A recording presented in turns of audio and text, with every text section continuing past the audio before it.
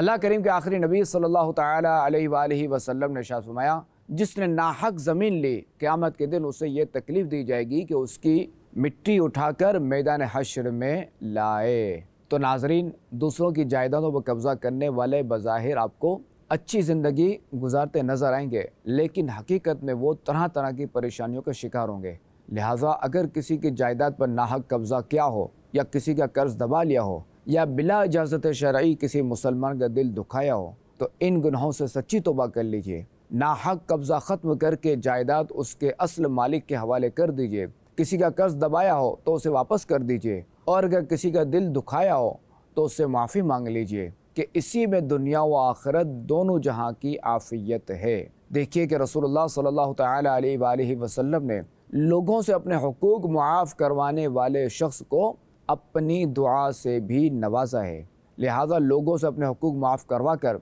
اس دعائے مصطفیٰ کے حقدار بن جائیے کہ اللہ کریم کے آخری نبی صلی اللہ علیہ وآلہ وسلم نے ارشاد فرمایا، اللہ کریم اس شخص پر رحم فرمائے جس نے اپنے بھائی پر مال یا عزت کے معاملے میں کوئی زیادتی کی، پھر وہ اس کے پاس آیا اور اپنی پکڑ سے پہلے اس سے اپنا معاملہ معاف کروا لیا۔